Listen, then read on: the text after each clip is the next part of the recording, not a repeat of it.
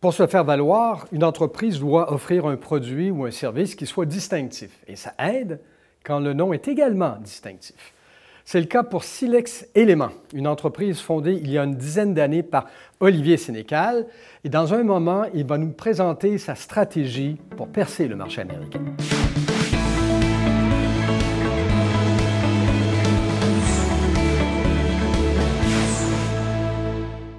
Alors, bonjour, M. Sénécal. Bonjour, M. Vézina. Et bienvenue à Télécorrex pour parler de Silex Éléments et d'un produit qui s'appelle peau de béton. Alors là, déjà, vous piquez notre curiosité. Pouvez-vous nous présenter l'entreprise et ce produit, le principal, celui en tout cas qui semble faire votre réputation, qui s'appelle peau de béton? Alors en fait, en arrivant au Québec il y a 12 ans maintenant, j'ai commencé à faire des faux finis sur des foyers, sur des comptoirs. Faux finis? Faux finis de béton. Du micro-béton. Faire des applications? Oui, des applications. C'est très européen, ça fait 20 ans que ça existe en Europe. Okay.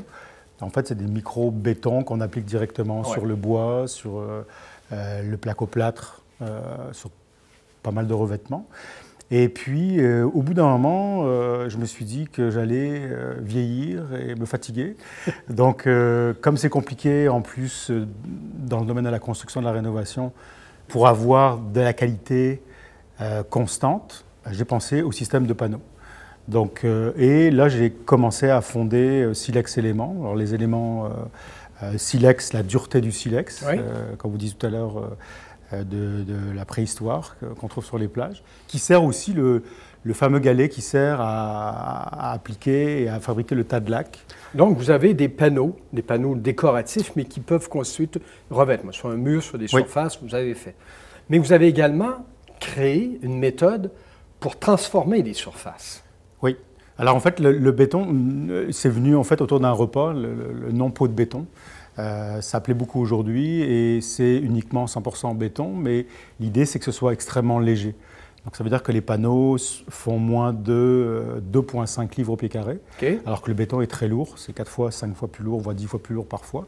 Et ensuite, après, j'ai développé une technique révolutionnaire qui vient aussi d'Europe, qui est la métallisation à froid.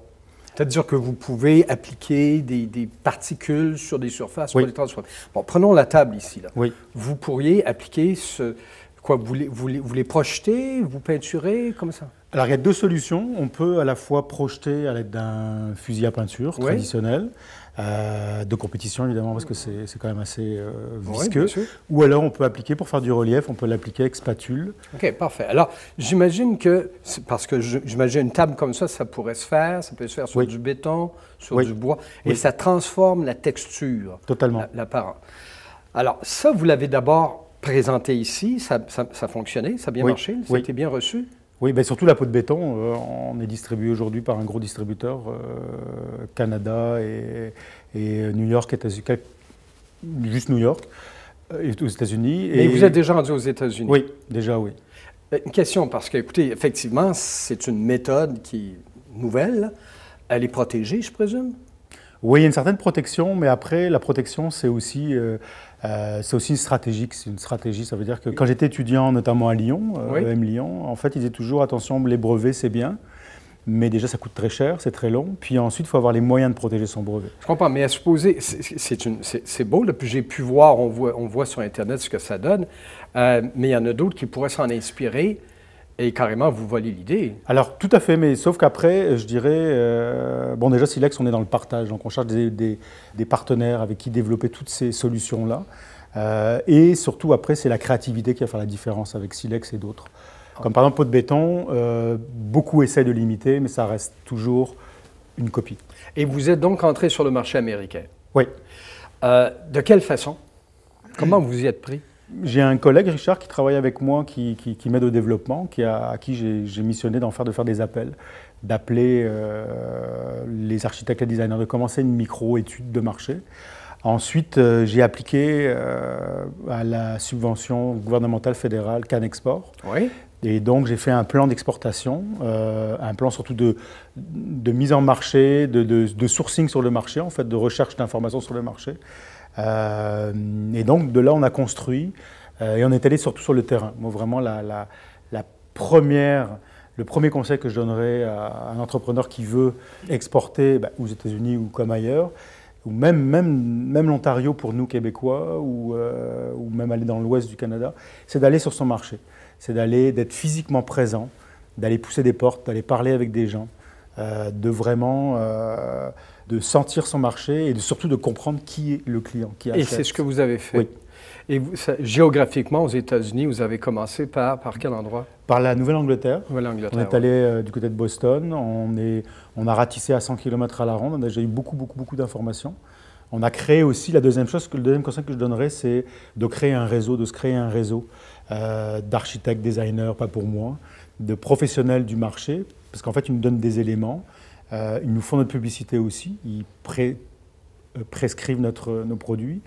Et puis surtout, on crée un réseau. C'est important aujourd'hui d'avoir un réseau d'affaires. Autrement dit, vous, c'est des architectes, des designers, mais dans d'autres domaines, ça pourrait être d'autres professionnels, mais de faire ce réseautage, cet environnement dans lequel on peut travailler après. Parce que cette recherche de contact, elle doit être absolument essentielle. En tout cas, on peut y présumer qu'on ne peut pas procéder autrement. Là. Puis dans CanExport, j'ai missionné en fait une compagnie ici qui s'appelle le CEIM, qui aide en fait les jeunes entreprises innovantes,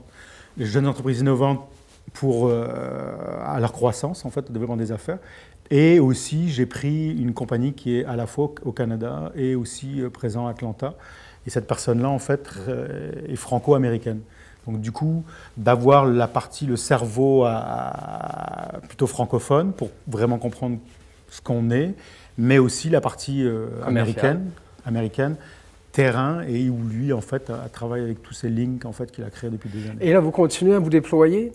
Oui, sur en fait l'Est jusqu'à la Floride, parce qu'on s'est rendu compte que la Floride, notamment Miami, est en train de revivre ses cendres aujourd'hui au niveau des designs. Il y a par exemple un quartier qui s'appelle Wynwood qui est vraiment, je vous le conseille, est vraiment excellent, c'est magnifique. Et aussi, on voit ce côté à la fois, ce qu'est la vocation de Silex, c'est à la fois, oui, du design, mais de la créativité, travailler avec des entrepreneurs créatifs, et ne pas être dans son coin en essayant on veut collaborer, on veut faire des choses avec plusieurs.